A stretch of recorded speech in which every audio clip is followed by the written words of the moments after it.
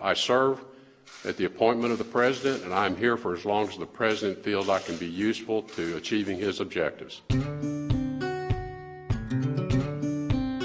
A shakeup in the works at the State Department. White House officials have a plan to replace Secretary of State Rex Tillerson. President wants Secretary of State Rex Tillerson out. Rex Tillerson never wanted this job.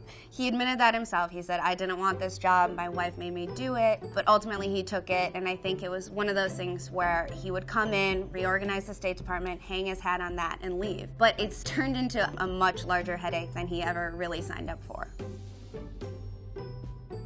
Rex Tillerson's experience really is just oil. He just doesn't necessarily have this expertise that one would want in a Secretary of State. In one of his earliest interviews, he had a quote that said, I was very successful diplomatically for 25 years.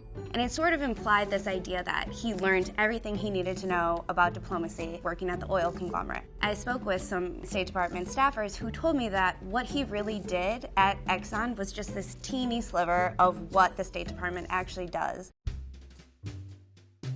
Rex Tillerson came in with this idea that he was going to make the State Department more efficient, but essentially what he has done is crippled it. He issued a freeze on hiring, he stopped promotions, and now he's offering this group of buyouts. $25,000 to the first 641 people who opt to take it. It's likely going to be the most experienced folks who are going to leave, who are going to take early retirements, or the people who have the most options. You're losing this institutional knowledge that the State Department holds and that these Foreign Service officers hold.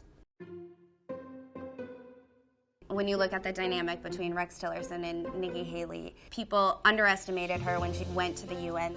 And they looked at Rex Tillerson and they said, this guy cut deals with Vladimir Putin. He's going to do a great job at the State Department. And sort of the inverse has happened. While Rex Tillerson has been reluctant to accept the spotlight, Nikki Haley has so willingly stepped into it.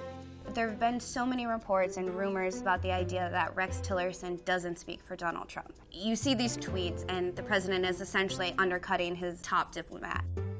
There's a sense that Nikki Haley has a better relationship with the president. When Nikki Haley says something, it has the authority behind it. I do think that Rex Tillerson had a false sense of confidence coming into this job. I think he rose through the ranks and assumed that he could pick up the mantle and the helm. But his 10 months at the State Department have been incredibly controversial. Now there are reports that his exit could be mere weeks away, and Mike Pompeo is expected to take over the agency. It'll be interesting to see what happens next.